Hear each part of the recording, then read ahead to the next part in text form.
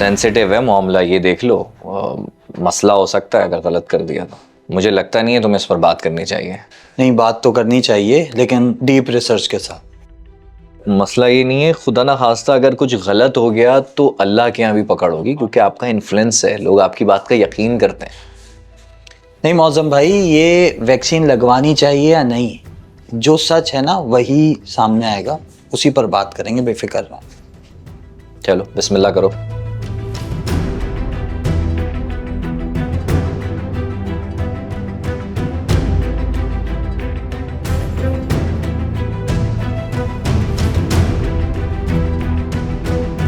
करोड़ बच्चों और बच्चियों को लगाई जा चुकी है और उससे किसी की मौत नहीं वाक़ई हुई, कोई भांज नहीं हुआ।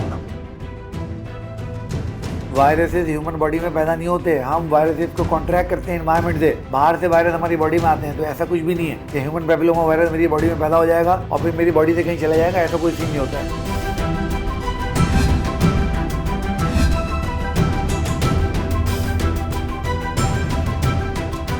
हम तो यही कहेंगे कि जहर के लोगों को टीके लगाने जा रहे हैं।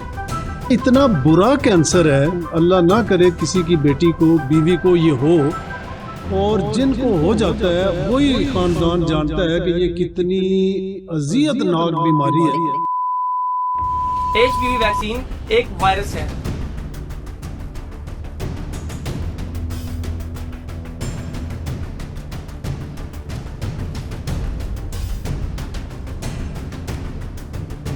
चलो रिजवी, रिकॉर्ड करते हैं। चलो भाई।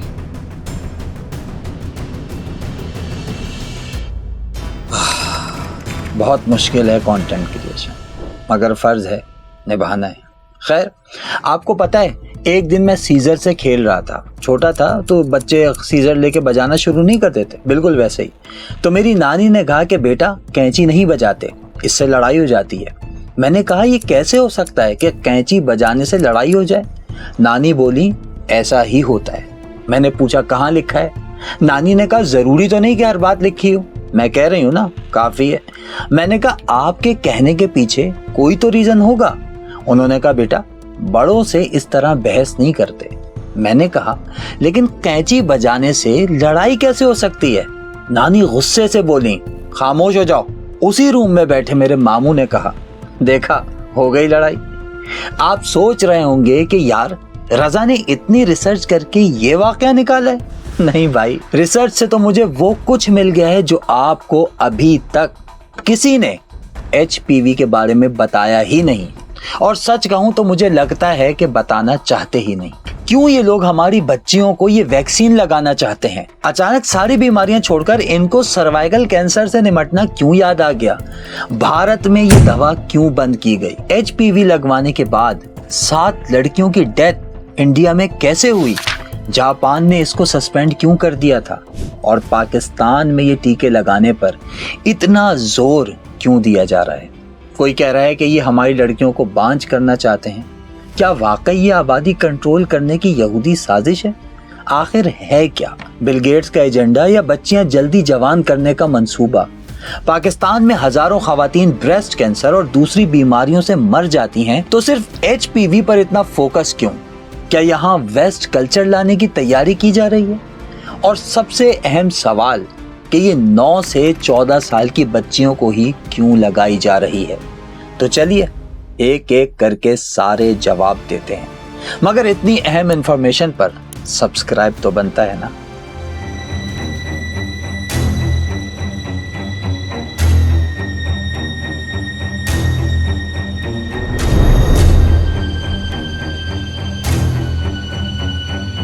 मैं तो इस बात से कंसर्न हूं कि क्या ये वैक्सीन जो मैं अपने जिस्म में दाखिल करा रहा हूं ये उस लेवल पे है कि मैं इसको लगवा सकूं। एक आपने मौलाना साहब का फतवा भी देखा होगा। He said that this is a vaccine against breast cancer और इससे इनफर्टिलिटी हो रही है। मैं योदियों का एजेंट हूँ, मैं दीन से फारिग हो गया, मैं एजेंट बन गया। हमारे पास रोजाना तकरीबन जितनी भी हम रिपोर्ट देते हैं ये ह्यूमन जो सर्विकल कैंसर आते हैं उनमें आजकल HPV पॉजिटिव ही आ रहा है।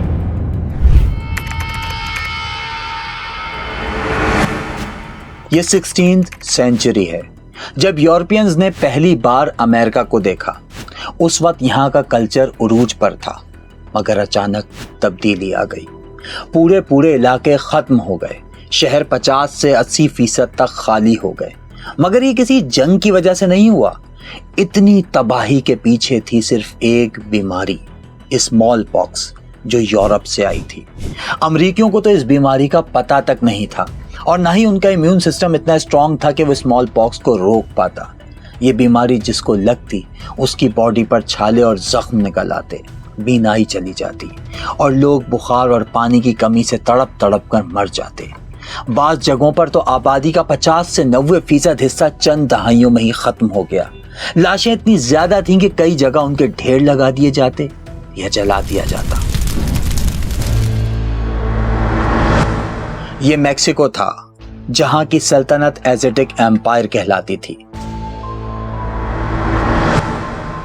लेकिन स्मॉल पॉक्स ने इस सल्तनत को इतना कमजोर कर दिया था कि पहले से ताक में बैठी स्पेनिश फौज ने सल्तनत पर आसानी से कब्जा कर लिया। एज़टेक आर्मी के पास लड़ने के लिए तीर, तलवारें, नेज़े सब था, मगर कैसे लड़ते?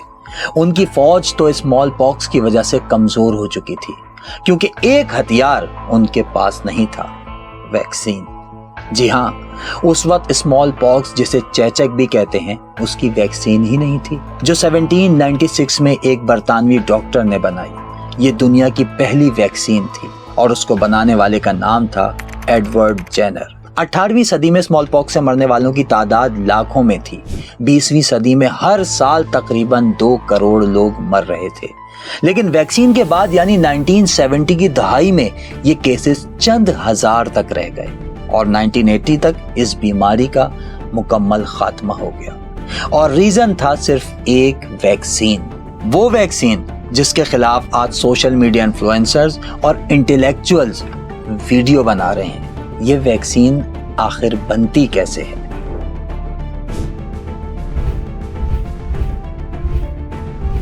पाँच से 10 साल का ये अमल होता है जिसमें रिसर्च होती है और कई फेजेस में होती है। सबसे पहले इसकी तहकीक जानवरों पे होती है, उसके बाद एक दर्जन भर लोगों में इसकी सिर्फ सेफ्टी की तहकीक होती है, हिफाजत की, कि ये वैक्सीन कितनी महफूज है।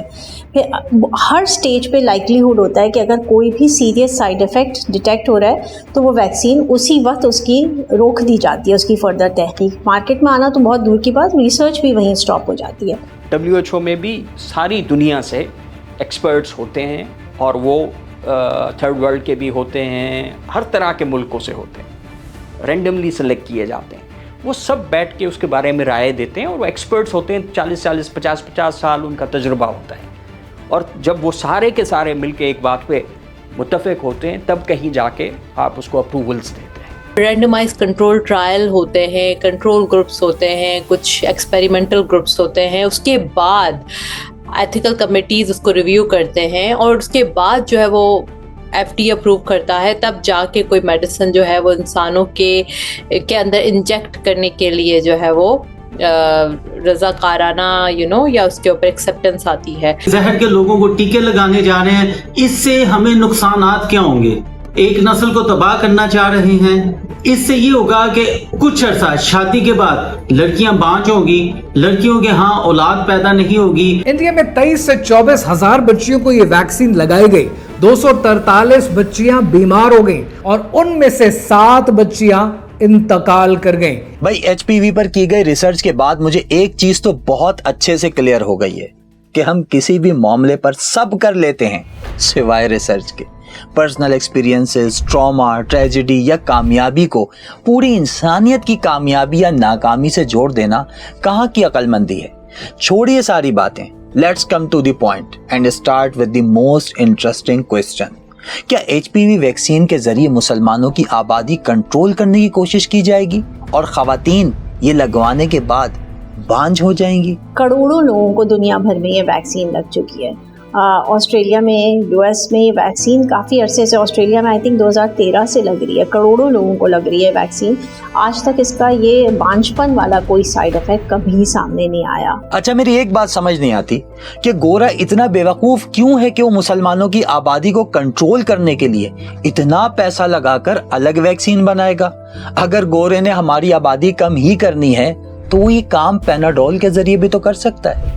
डिस्प्रिन और पोस्टान में भी कुछ मिलाकर दे सकता है, जो हर मेडिकल स्टोर पर आसानी से मिल जाती है और इसे खरीदने के लिए किसी डॉक्टर के प्रिस्क्रिप्शन की जरूरत भी नहीं होती। गोरा ये काम लेस, सलांटी, पेप्सी और कोक के थ्रू भी तो कर सकता है, क्योंकि इजराइल फलस्तीन जंग से पहले तो KFC खाना या कोक पीना हमारे समझे फराइज में से था। ये सारी चीजें लोग खाने के साथ शौक से खाते। मेरे भाई, मोबाइल से लेकर गाड़ी, चिप्स खाओ या सुपारी, पेनाडोल लो या पोस्टान, बुखार से लेकर ऑपरेशन थिएटर तक में इस्तेमाल होने वाला इंजेक्शन तक गोरे ने बनाया है। ज़्यादा एडवांस मेडिसिन होती हैं, फॉर एग्जांपल कैंसर की दवाएं या थोड़ी सी ज़रा बेहतर या antibiotics, stronger antibiotics I would say, वो नहीं बनती पाकिस्तान में, वो आपको बाहर से ही मंगानी पड़ती है। और जो बनती ही नहीं है उनका भी मोस्टली रॉ मटेरियल बाहर से ही आता है। जब सारी दवाएं ही गोरा बना रहा है तो फिर वो मुसलमानों के खिलाफ साजिश के लिए अलग वैक्सीन क्यों बनाएगा?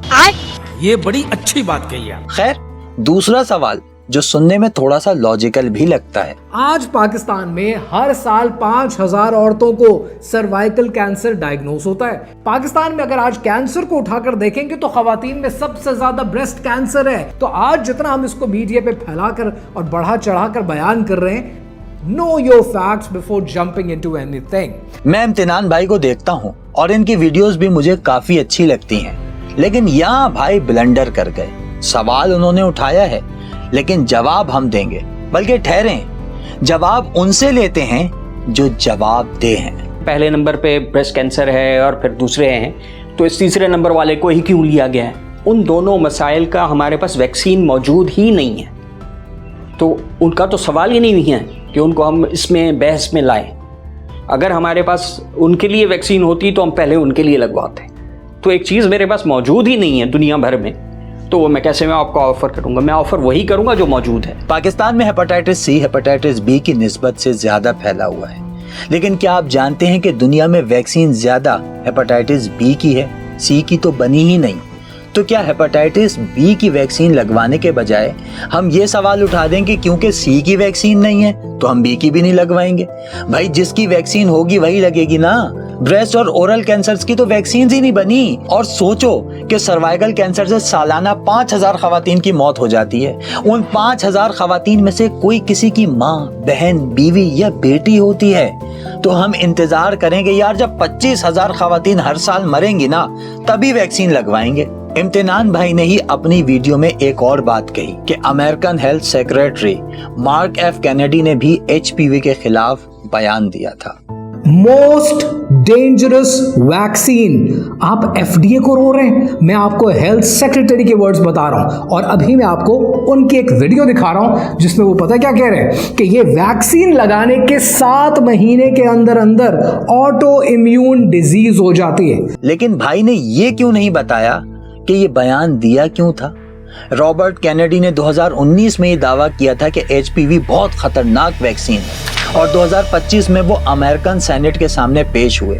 जब सेनेट ने पूछा कि भाई आपने ऐसा क्यों कहा था, तो वो मुकर गए और कहा कि मैं इस बात पर यकीन ही नहीं रखता कि वैक्सीन खतरनाक होती हैं। साउथ अफ्रीका में HIV एंड एड्स की कॉन्फ्रेंस हो रही थी, तो उस वक्त उनके जो सदर थे, उन्होंने जो पहला सेशन था उसमें आके यही बात की कि हमारा मसला HIV नहीं है, हमारा मसला एड्स नहीं है, हमारा मसला भूख है, हमारे यहाँ जो है गुर्बत है, हमें उस पर ज़्यादा जोर देना चाहिए। लेकिन फिर वो उन सेशंस में जब बैठे, तो जब हफ्ते के बाद आखिरी सेशन हुआ तो उन्होंने अपोलोजाइज़ किया कि मैं आप लोगों से माफ़ी मांगता हूँ, जो मैंने इनाग्रेशन करते हुए जो बातें कही थी वो गलत हैं। मैंने आप एक्सपर्ट से अब सुना है तो मुझे अंदाज़ा हुआ है। और बल्कि फिर बाद में एक वक्त में ऐसा भी हुआ कि उनकी खुद की जो ANC यानी कि जो उनकी वो थी पॉलिटिकल पार्टी थी, उसमें उनके जो टॉप लीडर्स थे उनकी डेथ्स हुई HIV की वजह से। अगला सवाल वही है जो हमारे माशरे में सबसे ज्यादा किया जाता है, जो बहुत बड़ी कॉन्स्पिरेसी थ्योरी है कि हम हर चीज को यहूदी साजिश या बिल गेट्स के एजेंडे से जोड़ देते हैं। आपको याद है जब कोविड आया था तो पूरे मुल्क में इसी किस्म की डिबेट शुरू हो गई थी कि इस वैक्सीन से मुसलमानों को कंट्रोल किया जाएगा, इनकी आबादी खत्म की जाएगी, और यही इल्जामात पोलियो की वैक्सीन पर भी लग रहे थे। जो नई वैक्सीन कोरोना की आ रही है, ये DNA ऑल्टरिंग वैक्सीन है। इससे पहले कोई वैक्सीन इस तरह की नहीं बनती थी। और एक मर्तबा अगर इंसान का डीएनए तब्दील कर दिया जाए, यानी इंसान को ये मशीन के साथ और दूसरे जानवरों के साथ उसके मिक्स कर दें, तो जो अल्लाह ने तख्लीक की हुई है ये उसको मुकम्मल तौर पर तब्दील करना चाहते हैं। जो वैक्सीन हमें लगाई जा रही है इसमें सुअर और बंदर की डीएनएस हमारे जिस्म में दाखिल की जाएंगी। न्यूजीलैंड से बड़ी आबादी पाकिस्तान में हर साल ऐड हो रही है, पता है तुम्हें? ये एक मुल्क है पूरा न्यूजीलैंड, उससे बड़ी आबादी हर साल हम एक न्यूजीलैंड से ज्यादा बड़ी आबादी पैदा कर रहे हैं। तो हम कह रहे हैं कि हमारे फर्क पड़ जाएगा। अभी आप जो है वो यही लोग जो ये बातें करते हैं वो हज और उम्रे पे जाते हैं, वो सऊदीज उनको पाकिस्तानी पासपोर्ट लाइन में खड़ा करके पोलियो के कतरे पिलाते हैं, बुड्ढों को भी पिलाते हैं, बुढ़ियाओं को भी पिलाते हैं, जवानों को भी पिलाते हैं, बच्चों को भी पिलाते हैं। वहां तो आप पीते हैं खामोशी से लाइन में खड़े होकर, वहां भी मना करें कि भाई यहूदी भेज रहे हैं। Average household size I am still surprise to see कि बाज़ इलाकों में, हमारे गांव के इलाकों में average household size is 7 to 8 members. Karachi में भी 3 से 4 बच्चे हैं एक एवरेज हाउस होल्ड के। तो इससे ज़्यादा मतलब लोग क्या चाहते हैं, और मेरी समझ से बाहर है। 2017 में पाकिस्तान की आबादी थी 207.68 मिलियन। 2020 में कोविड आया और 2023 का सेंसस बताता है कि पाकिस्तान की आबादी 6 सालों में 207 मिलियन से बढ़कर 240.37 मिलियन हो गई और 2025 में एक अंदाजे के मुताबिक हमारी आबादी 255.9 मिलियन के करीब है। तो कहाँ गई भाई बिल गेट्स की साजिश? कहाँ गई वो चिप जिसके जरिए यहूदियों ने हमें कंट्रोल करना था? और सिर्फ पाकिस्तान ही नहीं, दुनिया के सारे मुस्लिम कंट्रीज की आबादी बढ़ी है, कम नहीं हुई। बांग्लादेश की आबादी 2020 में तकरीबन 165 मिलियन थी और 2025 में तकरीबन 175 मिलियन हो गई। इंडोनेशिया में आबादी 2020 में 270 मिलियन थी और 2025 तक 285 मिलियन हो गई। मिस्र की आबादी 104 मिलियन से बढ़कर 110 मिलियन, टर्की की आबादी 85 मिलियन से बढ़कर 90 मिलियन, ईरान 83 मिलियन से 88 मिलियन और नाइजीरिया 95 मिलियन से बढ़कर 105 मिलियन हो गई। अरब ममालिक की मजमूई आबादी 2020 में तकरीबन 450 मिलियन थी और 2025 तक ये 475 मिलियन तक पहुंच गई। ये हैं वो फैक्ट्स जो आपको वो लोग नहीं बताएंगे जो कोविड वैक्सीन के खिलाफ थे। लेकिन सवाल यह है कि पोलियो हो या कोविड या एचपीवी, किसी भी वैक्सीन के आते ही कुछ लोग इसके खिलाफ क्यों बोलने लगते हैं? और क्या ऐसा सिर्फ पाकिस्तान में होता है? जी नहीं, वैक्सीन की मुखालफत करने वाले पूरी दुनिया में मौजूद हैं, जिन्हें एंटी वैक्सर्स कहते हैं, जिसका बानी था डॉक्टर एंड्रयू वेकफील्ड। उसने 1988 में अपनी एक स्टडी की जिसमें ये क्लेम किया कि बच्चों को मीजल्स की वैक्सीन की वजह से ऑटिज्म हो रहा है। उसने 12 बच्चों पर मबनी एक केस सीरीज शाया की और कहा कि वैक्सीन के बाद कुछ बच्चों में ऑटिज्म और आंतों के मसाइल जाहिर हुए। ये केस स्टडी दुनिया के मोतबर जरीदों में से एक द लैंसेट में शाया हुई। डॉक्टर एंड्रयू के इस क्लेम के बाद लाखों बच्चों पर स्टडीज की गई और सबका यही रिजल्ट निकला कि एमएमआर वैक्सीन और ऑटिज्म में कोई ताल्लुक नहीं। डॉक्टर एंड्रयू की तहकीक में लिए गए सैंपल सिर्फ 12 बच्चों के थे और इतने बड़े दावे के लिए नाकाफी थे। लेकिन कहानी में ट्विस्ट तब आया जब ये पता चला कि डॉक्टर एंड्रयू वेकफील्ड ने ये रिसर्च ऐसे वकीलों की मदद से की थी जो वैक्सीन बनाने वाली कंपनियों के खिलाफ मुकदमा करना चाहते थे, यानी उनके माली मफादात वाबस्ता थे। बरतानवी मेडिकल काउंसिल की इंक्वायरी में साबित हुआ कि उन्होंने बच्चों पर गैर जरूरी और तकलीफ दे मेडिकल प्रोसीजर्स किए और तहकीक में डाटा को तोड़ मरोड़ कर पेश किया। तो 2004 में द लैंसेट के ज्यादातर शरीक मुसन्निफीन ने इस स्टडी से खुद को अलग कर लिया। 2010 में द लैंसेट ने बाज़ाब्ता तौर पर इस रिसर्च को वापस लिया। इसी साल बरतानिया की जनरल मेडिकल काउंसिल ने एंड्रयू वेकफील्ड को फ्रॉड, गैर अखलाकी रवैये और पेशावराना बददियानती का मुर्तकिब करार दिया और डॉक्टर एंड्रयू वेकफील्ड का मेडिकल लाइसेंस कैंसिल कर दिया। लेकिन बहुत देर हो चुकी थी क्योंकि उसकी वजह से दुनिया भर में बहुत से वालिदैन ने बच्चों को वैक्सीन नहीं लगवाई, जिसके नतीजे में मीजल्स जैसे पुराने अमराज दोबारा फैलने लगे। लेकिन पाकिस्तान का मसला कुछ और है। वो क्या है आगे चलकर बताऊंगा। अभी क्वेश्चन नंबर 3 और 4 कि भारत ने एचपीवी लगाने के बजाय अपनी वैक्सीन क्यों बनाई और जापान में एचपीवी को सस्पेंड क्यों किया गया। इंडिया ने अपनी वैक्सीन इसलिए नहीं बनाई कि वो एंटी वैक्सर्स की कैंपेन के लिए। India has a excellent and a very big industry for vaccine. उनकी एक नहीं है, उनकी 4-5 इंडस्ट्रीज हैं which are thriving very well and supplying vaccine to the entire world. Bharat की जो इंडस्ट्री है वो सबसे बड़ी है और वहाँ पर काफ़ी चीज़ें जो हैं वो खुद प्रोडक्शन कर रहे हैं। तो इसकी वजह से आपने देखा होगा कि पाकिस्तान के अंदर भी भारत की काफ़ी मेडिसिन अवेलेबल हैं जो कि दूसरी मेडिसिन के मुकाबले में सस्ती हैं। कुछ समझे, भारत ने एचपीवी को इसलिए नहीं रोका कि वो नुकसानदेह है, बल्कि इसलिए रोका क्योंकि वो उसे बहुत महंगी पड़ रही थी। और इंडिया खुद बहुत बड़ी एक वैक्सीन की इंडस्ट्री है, उनके पास इतनी कैपेबिलिटी थी कि वो अपनी वैक्सीन खुद बनाने लगे। गाड़ियों की मिसाल ले लें, पाकिस्तान में गाड़ियों के जो रेट्स हैं वो भारत से 2 गुना ज्यादा हैं, क्योंकि भारत खुद अपनी गाड़ियां बना रहा है, जबकि पाकिस्तान में गाड़ियां या उनके पार्ट्स इंपोर्ट होते हैं। इसलिए भारत में गाड़ियों के प्राइसेस कम हैं और यही काम उन्होंने एचपीवी वैक्सीन के लिए किया। और एचपीवी वैक्सीन लगवाने के बाद जो 7 लड़कियों की डेथ हुई थी ना, वो इस वैक्सीन की वजह से नहीं हुई थी, बल्कि एक स्नेक बाइट, एक सुसाइड, एक पानी में डूबने से मरी, एक की मौत मलेरिया से हुई और इसी तरह 7 लड़कियों की डेथ के पीछे एचपीवी नहीं बल्कि दूसरे रीजंस थे। रही जापान की बात, तो जापान में भी कुछ सोशल मीडिया इन्फ्लुएंसर ने इस वैक्सीन के खिलाफ शोर शराबा किया था। जापानी हुकूमत ने कुछ वक्त के लिए एचपीवी को सस्पेंड जरूर किया और इन्वेस्टिगेशन की, और इन्वेस्टिगेशन में ये बात सामने आई कि ये वैक्सीन मुकम्मल तौर पर सेफ है और आज भी जापान में ये वैक्सीन लगाई जाती है।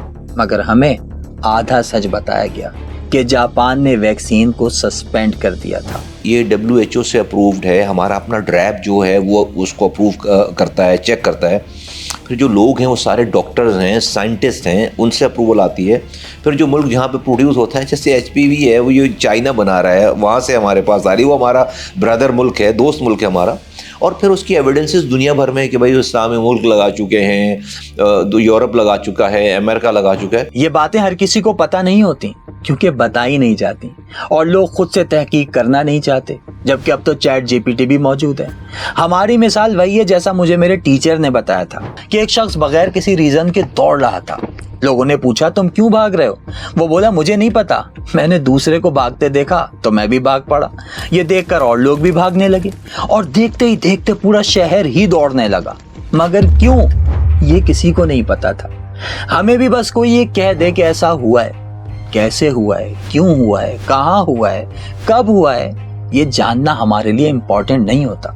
हम बस उसके पीछे भागना शुरू कर देते हैं, जैसे सारे एक और सवाल के पीछे भाग रहे हैं कि ये वैक्सीन 9 से 14 साल की बच्चियों को ही क्यों लगाई जा रही है। 9 से 14 साल की बच्चियों को इसलिए लगाई जा रही है कि हर वैक्सीन उस एज ग्रुप में लगाई जाती है जब उसकी अफादियत मैक्सिमम हो।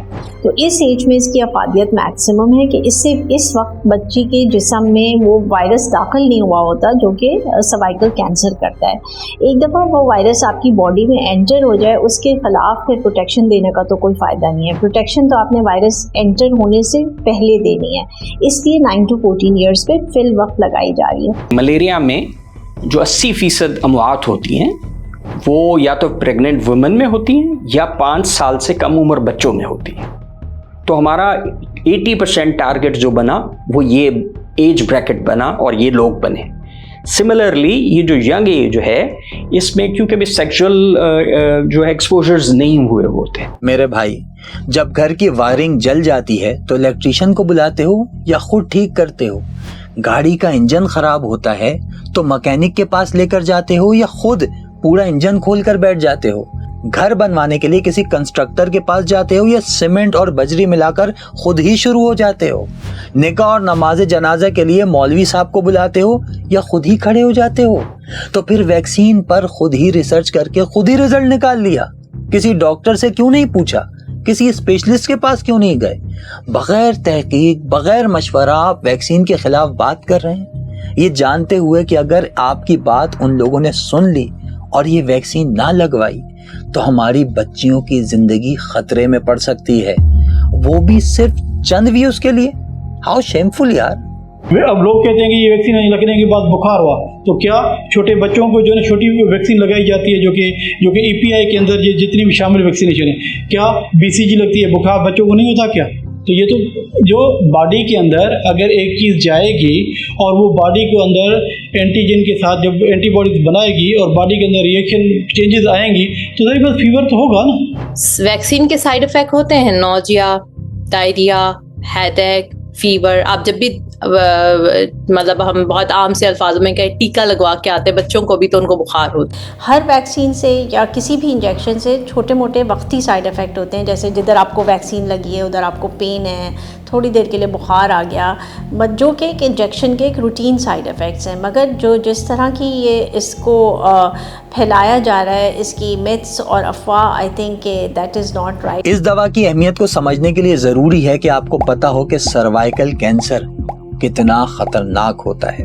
ओवरीज होती हैं, जेनाइटल ऑर्गन्स होते हैं और ख़वातीन के जो प्राइवेट पार्ट्स होते हैं उनमें कैंसर होने के चांसेस होते हैं, जिसको हम सर्वाइकल कैंसर कहते हैं, जिसकी बहुत सारी वजूहात हैं और कुछ वजूहात ऐसी हैं जो बहुत ज़्यादा कॉमन है, जिसमें से ह्यूमन पेपिलोमा वायरस जो है वो बहुत ज़्यादा कॉमन है। ये ऐसा कैंसर है कि जिसमें ख़वातीन को देर से पता चलता है, काफ़ी देर जब ये फैल चुका होता है फिर जाकर रिवील होती है। और जो एस्टिमेटेड जिस वक्त जो फिगर्स आ रही हैं, 20 से 25 हज़ार ख़वातीन इसका शिकार होती हैं और 18 से 20 हज़ार ख़वातीन की डेथ होती है। साइंस एंड सिम्टम्स यही होगा कि फ्रीक्वेंसी ऑफ यूरिन बढ़ जाएगा, वहाँ दर्द होगा, बुखार हो सकता है और रिपीटेडली होने लगे, मतलब बार बार होने लगे और दर्द हो और मुश्किल हो चलने फिरने में और तमाम काम काज करने में।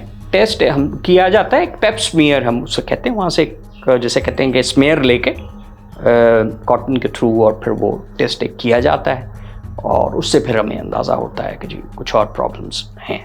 सोचें, हमारी सोसाइटी में इस वैक्सीन पर इस हद तक प्रोपेगेंडा हो गया कि फेडरल हेल्थ मिनिस्टर को खुद अपनी बेटी को मीडिया के सामने लाकर ये वैक्सीन लगवाना पड़ी। मैंने सोचा कि मैं उनकी लोगों की बातों से जवाब दूं तो वो उसको नहीं, उस पर असर नहीं हो रहा।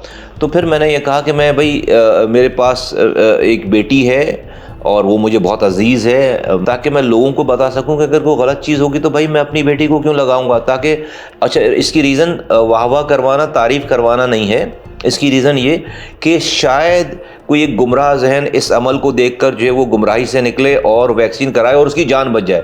जिस दिन मुस्तफ़ा कमाल ने अपनी बेटी को टीवी पर लाकर ये वैक्सीन लगवाई, उसके बाद से वैक्सीन लगवाने वालों की तादाद में इजाफा होता चला गया और बाकी हुकूमती वज़रा भी इस कैंपेन का हिस्सा बने। चौथा दिन है जिस दिन हमारे यहाँ मैंने ये वैक्सीन करवाई है पब्लिकली।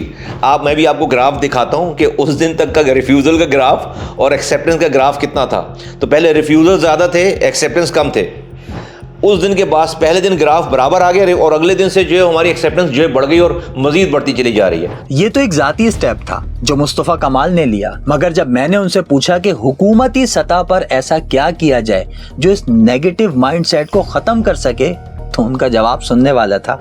आज बजाय इसके कि मुस्तफ़ा कमाल ये बात बोले, उसके बजाय अगर उनकी गली का कोई काउंसलर उनसे ये बात करे जो कि उन्हीं में से हो, उसी गली में रहता हो, उसको वो जानते हो, उस पर ट्रस्ट हो, वो ये बात करे कि ये वैक्सीन लगाओ, तो मुस्तफ़ा कमाल की बात में और उसकी बात में ज़मीन और आसमान का फ़र्क होगा। मेरे पास मेरे मुल्क के निज़ाम में वो 3rd tier of the government missing है, जिसकी वजह से ये सारा निज़ाम जो है वो अच्छी पॉलिसी ग्रास रूट लेवल तक ले जाने का कोई व्हीकल नहीं है, व्हीकल। अब आप कहेंगे रजा भाई सारी बात तो बता दी, मगर अब तक ये नहीं बताया कि नानी वाले वाक़े का HPV से क्या ताल्लुक ये है कि ये वाक़या हमारी सोसाइटी का माइंडसेट है। हम वहमी लोग हैं, सुनी सुनाई बातों पर यकीन करने वाले। कैंची ना बजाओ लड़ाई हो जाएगी, पैर मत हिलाओ नहुसत हो जाएगी, काली बिल्ली रास्ता काट गई तो रास्ता बदल लो, उंगलियां नहीं चटखाओ नहुसत होती है, खुले आसमान के नीचे सफ़ेद चीज़ ना खाओ, बैग ज़मीन पर ना रखो पैसे ख़त्म हो जाएंगे। यही वो ख्यालात हैं जो आगे चलकर फोबिया बन जाते हैं, हमारी लाइफ का हिस्सा बन जाते हैं और जाने अनजाने में भी हम हर चीज़ को शक की निगाह से देखते हैं। बगैर तस्दीक के फैसले करते हैं, सुनी सुनाई बातों पर अंधा भरोसा करते हैं। याद रखो, prevention is better than cure. एहतियात सस्ती और बेहतर है, जबकि इलाज बहुत महंगा। और इलाज सिर्फ सर्वाइकल कैंसर का ही नहीं, बल्कि उस बीमारी का होना भी बहुत जरूरी है जो हमारे जहन खराब कर रही है, पॉजिटिव को नेगेटिव में बदल रही है। और उसके लिए वैक्सीन थिंक है ना, ये आप रोज लें और फिर देखें इसका असर।